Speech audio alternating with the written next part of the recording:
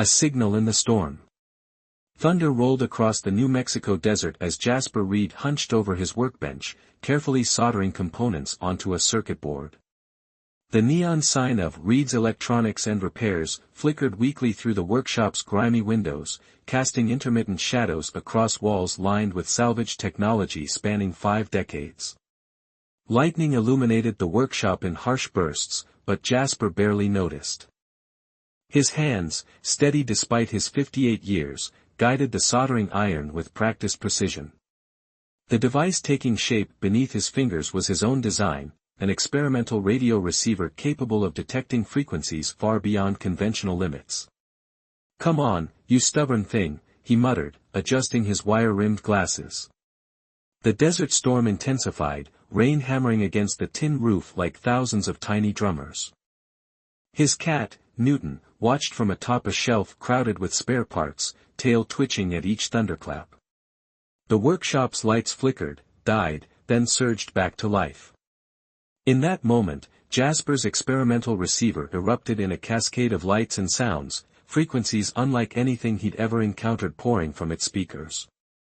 The cacophony lasted only seconds before a deafening boom shook the building to its foundation.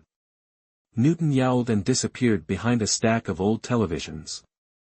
Jasper stumbled to the window, wiping condensation from the glass. Through the curtain of rain, he saw it, a pillar of smoke rising from the desert floor, illuminated by occasional flashes of lightning. "Well, that's definitely not a weather balloon," he muttered, grabbing his rain jacket and an emergency kit. Years of solitary living hadn't dampened his curiosity, if anything, it had enhanced it. The storm's fury battered him as he drove his ancient pickup truck across the desert. His headlights caught something reflecting in the distance, something that shouldn't be there. As he drew closer, his breath caught in his throat. Half buried in the sand lay a craft unlike anything human engineering could produce, its surface rippling with an otherworldly iridescence despite the damage it had sustained. Jasper killed the engine, heart pounding. Rain drummed against his jacket as he approached the crash site, emergency kit clutched tightly in his weathered hands. The vessel's hull bore strange markings that seemed to shift and change as he watched, like living calligraphy. A section of the hull suddenly dissolved, revealing a figure that emerged with fluid grace. Tall and slender, the being's skin had a metallic sheen, and its eyes glowed with an inner light that reminded Jasper of distant stars. What struck him most wasn't its alienness, but the obvious pain in its movements. "Well," Jasper said quietly, "I suppose this explains the interesting frequencies." He raised his hands slowly, showing they were empty except for the medical kit. "I mean you no harm. I'm here to help, if you'll let me." The alien regarded him with those starlit eyes, then spoke in a voice that seemed to resonate directly in Jasper's mind. "I am Zeneval, third navigator of the Stellar Concordat. My ship's quantum resonator is damaged. Without it, I cannot signal for rescue." Jasper nodded, rain running down his face. "I'm Jasper Reed. I fix things, all sorts of things. Maybe I can help with your resonator." He paused, then added with a slight smile, "Though I should warn you, my warranty doesn't usually cover quantum technology." To his surprise, Zeneval's features shifted in what might have been amusement. "Your species is known for its ability to adapt and innovate. Perhaps." The alien swayed suddenly, catching itself against the ship's hull. Jasper stepped forward instinctively. "You're injured. Let me help you back to my workshop. We can figure out the resonator once you're stable." He hesitated, then added, "Unless you're worried about contamination or atmospheric compatibility." "My environmental shield remains functional," Zeneval replied. "And I sense honesty in you, Jasper Reed. A rare quality across all species." As they made their way to his truck, Jasper couldn't help but chuckle. "Honest? Maybe. Mostly I just prefer machines to people. They tell you exactly what's wrong with them, once you learn to listen properly." The alien's response carried a note of what might have been wisdom. "Perhaps that is why you were meant to find me. The universe has patterns, Jasper Reed. Coincidences are often anything but. Lightning split the sky as they drove back to the workshop, illuminating the desert in stark relief. Jasper glanced at his unusual passenger, who was examining the truck's dashboard with scholarly interest. "I should warn you," he said, "my workshop isn't exactly state-of-the-art. More of a technological retirement home, really." "Age does not diminish value," Zenaval responded. "Often, it reveals it." The alien's gaze turned to the storm-darkened horizon. "But we must work quickly. The resonator's damage was not an accident. There are others following, and their intentions are far from peaceful." Jasper tightened his grip on the steering wheel. After decades of comfortable routine, he had stumbled into something far bigger than himself. Yet surprisingly, he felt more alive than he had in years. "Well," he said with a wry smile, "I always did want to expand my repair business. Might as well add quantum resonators to the list." What neither of them could know, as the old pickup truck bounced through the storm, was that this chance encounter would soon reshape the destiny of two civilizations. And it would all begin with a simple repair job in a dusty desert workshop, while thunder rolled across the New Mexico sky.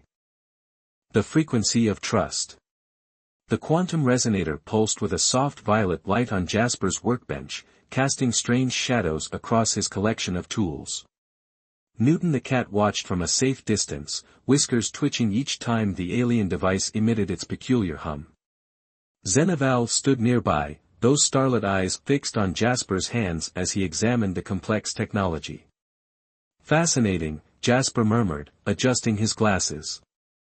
"The crystalline matrix seems to respond to specific electromagnetic frequencies, but there's something else." He reached for an oscilloscope, one he'd modified over the years for his more unusual projects. "It's almost like it's alive." "Your insight serves you well," Zenaval replied. "The resonator is grown, not built. It forms a symbiotic relationship with its operator, attuning itself to their unique quantum signature." The alien navigator paused, head tilting slightly. "Your primitive tools should not be able to detect such subtleties, yet your modifications suggest an intuitive understanding of principles your science has not yet discovered."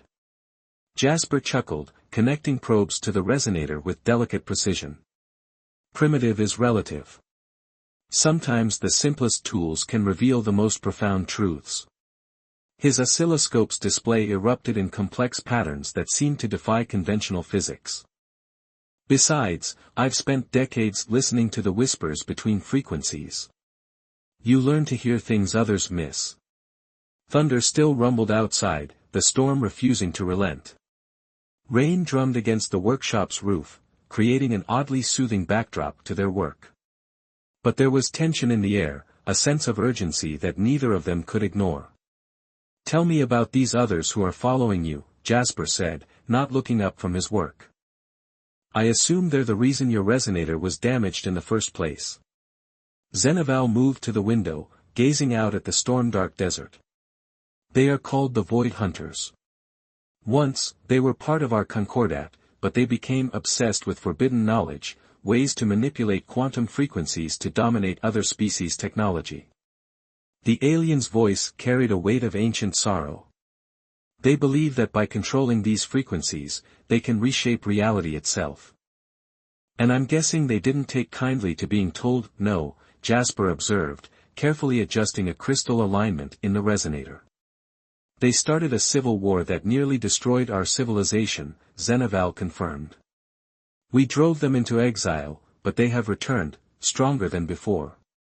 I was part of a scouting mission to warn potential target worlds. Earth's developing technology makes it particularly vulnerable to their methods." Jasper's hand stilled. "So that's why you're really here. Earth isn't just a random crash landing, we're next on their list." "Yes. Your species stands at a crucial threshold, beginning to understand quantum mechanics but not yet grasping its full implications. The Void Hunters could corrupt your technological development, turn your own innovations against you." Zenaval turned back to face him. That is why the resonator must be repaired. I must warn my people, coordinate Earth's defense. No pressure then, Jasper muttered, returning to his work. The resonator's crystals hummed beneath his fingers, and he could swear they were responding to his touch in ways that defied explanation. You know, I always wondered why we seem to be alone in the universe. Turns out we're about to get company in the worst possible way. A sudden surge of energy from the resonator caused his modified instruments to spike wildly. Jasper jumped back, but not before a burst of quantum feedback surged through his hands. The sensation was electric, almost euphoric, and for a brief moment, he saw patterns of reality he'd never imagined existed. Jasper Reed. Zeneval moved to his side with fluid grace. Are you injured? He blinked, staring at his hands in wonder. They tingled with residual energy, and he could still see echo traces of quantum frequencies dancing at the edges of his vision. I'm fine, but something happened. The resonator, it showed me things. Zeneval's expression shifted to one of profound surprise. Impossible. The resonator requires specific genetic markers to form a connection. No human should be capable.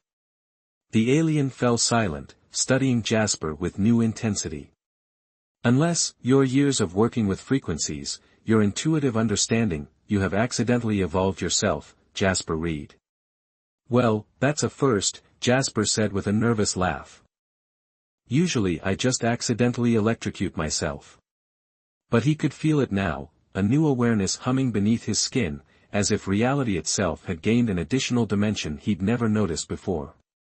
A distant boom shook the workshop, different from thunder. Zeneval's posture stiffened. They are coming. The Void Hunters must have detected the resonator's energy spike. Jasper looked down at the partially repaired device, then at his hands, still trembling with newfound sensitivity to quantum frequencies. How long do we have? Hours, at most. Their ships are faster than mine. Then we better work fast. Jasper reached for the resonator again, and this time, he could feel the crystals singing to him, guiding his hands. Because I have a feeling Earth's going to need every advantage it can get. As they worked through the storm-racked night, Jasper couldn't shake the feeling that his life of solitude and tinkering had been preparing him for this moment. Every modified instrument, every experimental project, every curious exploration of unusual frequencies, they had all led him here. The fate of Earth might depend on whether an aging electronics engineer and an alien navigator could repair a quantum device before the Void Hunters arrived. But for the first time in years, Jasper felt truly alive. The universe had handed him the ultimate repair job, and he wasn't about to let humanity's warranty expire without a fight. Outside, the storm raged on, as if nature itself sensed the approaching confrontation. In the distance, something dark and ominous began to gather, far beyond the clouds. Time was running out, and the real storm was yet to come. Echoes of warning. Dawn approached, but the sky remained dark with more than just storm clouds. Jasper's workshop hummed with an otherworldly energy as the quantum resonator pulsed with increasing strength. His hands moved with surprising confidence across its crystalline surface, guided by his newfound sensitivity to quantum frequencies. Each adjustment sent ripples of iridescent light dancing through the device. The primary matrix is almost aligned, Zeneval observed, monitoring the process with those starlit eyes. Your connection to the resonator grows stronger by the moment, Jasper Reed. Such rapid adaptation should not be possible. Jasper wiped sweat from his forehead, his wire-rimmed glasses slightly fogged. Maybe your people underestimated humanity's capacity for change. Or maybe I'm just too stubborn to know what's impossible. He paused, feeling a sudden dissonance in the quantum frequencies flowing through his fingers. Something's wrong. The harmonics are shifting. The workshop's lights flickered, and every electronic device in the room came alive simultaneously, radios spitting static, televisions displaying snow, oscilloscopes drawing impossible patterns. Newton yowled and darted under a cabinet. Zeneval moved to the window, posture tense. The Void Hunters have entered your atmosphere. They are attempting to destabilize local quantum fields.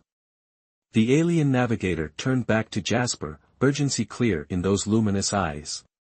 We must complete the repairs now, or communication with the Concordat will become impossible. No pressure, Jasper muttered, focusing intently on the resonator. The quantum frequencies were becoming chaotic, like trying to tune a radio during an electrical storm. But beneath the interference, he could feel a deeper pattern, a fundamental harmony waiting to be unlocked. Your species has a remarkable gift, Zenaval said, watching him work. You see patterns in chaos, find solutions where none should exist. The Void Hunters believe they can dominate through pure force, but they do not understand this human quality. A deep thrumming filled the air, making the workshop's windows vibrate. Through the pre-dawn gloom, dark shapes began to descend from the clouds, ships that seemed to absorb light rather than reflect it. The Void Hunters had arrived. Jasper's hands never stopped moving across the resonator. You know what's funny? I spent my whole life trying to avoid people, hiding out here in the desert with my machines. Now I might be Earth's first line of defense against an alien invasion. He chuckled despite the tension. The universe has a weird sense of humor. The universe, Zenaval replied, often places individuals exactly where they need to be, whether they realize it or not. The resonator's crystals suddenly flared with brilliant light, and Jasper gasped as quantum information flooded his consciousness. For a moment, he could see reality as Zenaval's people did, a vast tapestry of interconnected frequencies, each one singing its own unique song in the cosmic symphony. There, he exclaimed. I can see the primary frequency channel. The Void Hunters are trying to block it, but there's a harmonic overtone they've missed. His fingers danced across the crystals, making minute adjustments. If we can amplify that secondary frequency. The workshop's door burst open, blown inward by an invisible force. 3 figures entered, tall, angular beings wrapped in darkness, their forms seeming to shift and flow like liquid shadow. The Void Hunters had found them. The resonator, one of them spoke, its voice a discordant whisper that made Jasper's teeth ache. Surrender it, and your deaths will be quick. Jasper didn't look up from his work, though his heart hammered in his chest. Sorry, but I have a strict policy against dying on Thursdays. Bad for business. Zenaval moved to stand between them and the workbench, her own form beginning to shimmer with defensive energy. You forget your history, she told the Void Hunters. Every civilization you've tried to dominate has eventually overthrown you. Humans will be no different. Humans are weak, another hunter hissed. Their technology is primitive, their understanding limited. Really? Jasper's fingers made one final adjustment to the resonator. Then let me introduce you to something we humans excel at, improvisation. He slammed his hand down on a jury-rigged switch he'd installed, connecting the resonator to every piece of equipment in his workshop. Decades of modified electronics, each containing some experimental frequency component he'd added over the years, suddenly linked together in a web of quantum resonance. The effect was immediate and spectacular. Every device activated at once, creating a cascading harmonic that amplified the resonator's signal 1,000-fold. The quantum frequency burst outward like a shockwave, passing through the Void Hunters and causing their shadowy forms to distort and fragment. Impossible, one of them screamed, its form wavering like smoke in a strong wind. Their technology cannot affect quantum fields at this level. Jasper grinned, even as blood trickled from his nose from the strain of channeling so much quantum energy. Like I said, improvisation. Sometimes the old ways work best, especially when you combine them with something new. The resonator's signal pierced the atmosphere, breaking through the Void Hunter's interference. Zenaval's hands flew across its surface, transmitting a warning to the Concordat. The Hunters tried to advance, but each step seemed to cause them pain as the quantum harmonics from Jasper's jerry-rigged array disrupted their very existence. The message is sent, Zenaval announced. The Concordat will come. But the hunters' ships are still in orbit, and they will not retreat easily. Jasper nodded, maintaining the quantum frequency barrier despite his growing exhaustion. Then I guess it's time for Plan B. Because if there's one thing humans are even better at than improvisation. He reached for a modified radio transmitter he'd been saving for a special project. It's turning someone else's weapons against them. The Void Hunters recoiled, sensing a new threat building. But they had no way of knowing that sometimes, the most dangerous technology isn't the newest or most advanced. Sometimes, it's the old, forgotten things, rebuilt by someone crazy enough to see their hidden potential. And Jasper Reed had spent decades building very interesting things indeed. Resonance of Hope. The desert dawn erupted in quantum fire as Jasper's workshop became the unlikeliest battleground in Earth's history. His decades-old equipment, each piece modified with his characteristic curiosity and unorthodox insight, sang with otherworldly energy. The Void Hunter's shadowy forms writhed in the cascading frequencies, caught between rage and disbelief. Your primitive devices cannot hold us forever, the lead hunter snarled, its voice distorting like broken radio signals. Our ships will reduce this place to atoms. Jasper's hands flew across his workbench, connecting cables between the quantum resonator and his latest creation, a device that looked like a cross between a satellite dish and an old television antenna. You know what your biggest mistake was? He asked, not looking up.